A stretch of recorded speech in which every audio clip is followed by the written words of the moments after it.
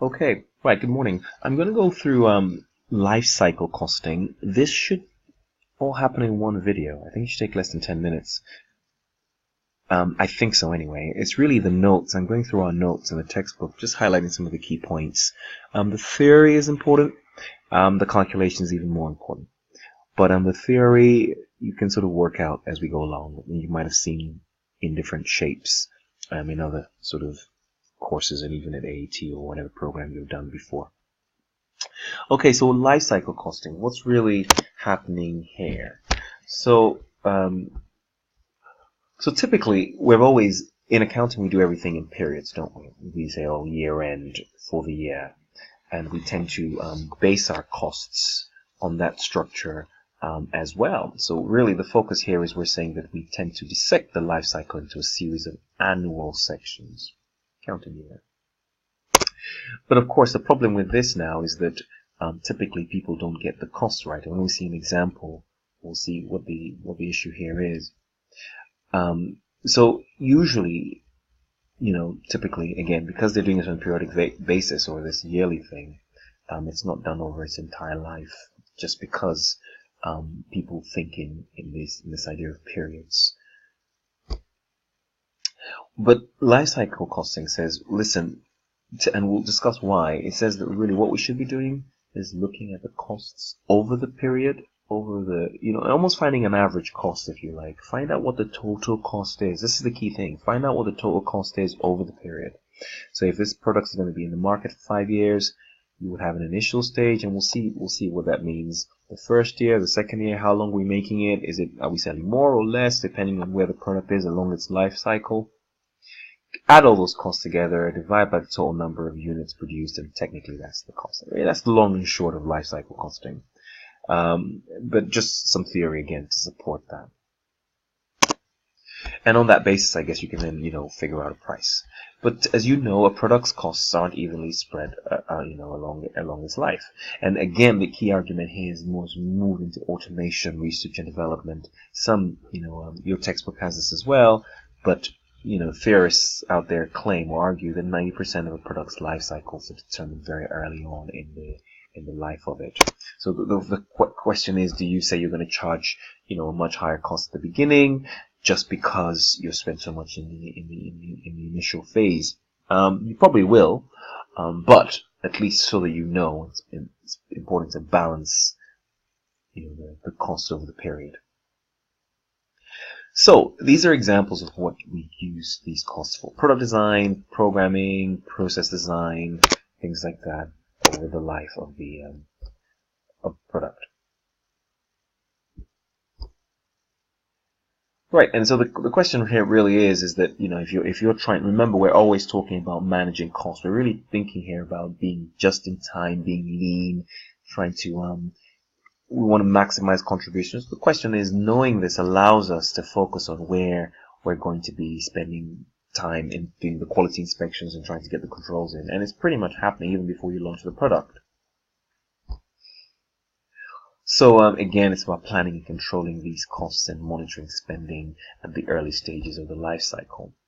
And you can see this is a classic example of how the sales do over time when you introduce the product. You have the growth, maturity, things start to slow down and then they decline in a weird kind of way, almost like life, but of a human being. Nothing so different. Sometimes people are doing so much to even extend their lives, but there you go. So the key point is that this graph very much highlights the life cycle of a product, and also the costing should really follow that as well.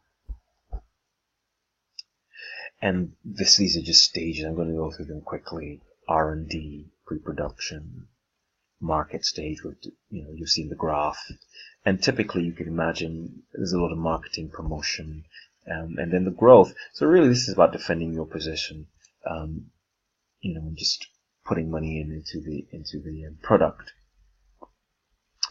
And using economies of scale because you're growing rapidly, and just looking for ways to keep on defending you, because now people are looking at you and thinking you're growing. You want a piece of that market. And then typically you reach a point where you're sort of stable, and then people have kind of come into your product, firms competing. So really, it's really about what are you going to do from here? If you saw that line, do we look for other ways to evolve, or do we just, gradually leave the market? Or do you find a replacement product? So, it really depends on the product, of course, as well. Is there a natural evolution for this product? Can we find something new for it, or is it going to die? So, it always depends pretty much, again, on what product we're talking about. But I've earlier highlighted that 90% of the costs are very much at the beginning of its life. And generally, to minimize costs, it's about minimizing time to the market. So, as soon as we can get in there, the better, because people are looking at the product. Sometimes I wonder when people come on Dragon's Den, by coming on Dragon's Den, are they just setting the cogs in motion in other production houses? People just thinking, that's a great product, I'm going to make it as soon as possible. So, and the quicker that gets, usually, isn't it, the person who gets to the market first typically makes the most. Again, you want to maximize the length of the life cycle. That's critical. Make as much as you can. Live as long as you can. Again, we've talked about getting the product to market quickly enough. Yeah, you do have products that you can go in for staggered entry into different markets. So, whether Europe, the US, Africa, Asia. But again, it'll all depend on the product that we're talking about. There's nothing crazy there. And typically different pricing techniques, and we'll come when we look at pricing, we'll see a bit more of this. Generally, you would like to charge high. You typically probably will still have to charge high when you go into the market, when you start to cover most of these costs. The whole point of lifecycle costing is to sort of say, listen, you don't always have to go in high. If you go with some penetration pricing, as long as you've got your costs looked at over the period, it's okay to go penetration pricing, going in a bit low. People tend to think we spent so much at the beginning, we need to keep the cost high. Well, you might outprice yourself. So really, I think anyway, that's really the thinking behind life cycle costing. That yes, the costs are high at the beginning, but if you average them out over the period, you will see that you don't have to panic. So maturity. So sales will go, we've talked about the different pricing, and pricing will change depending on the life of this product. Of course, when you're in decline, you can't charge as much as you can. When you're in growth, you can charge as much as you can. So the key point is, because you have competitors coming, you're really very much aware of what's going on with that.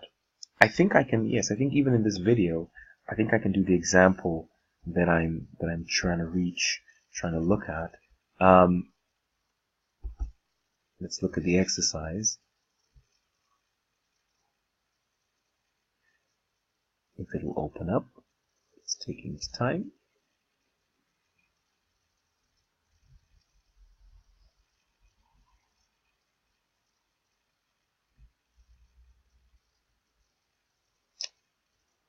Almost there.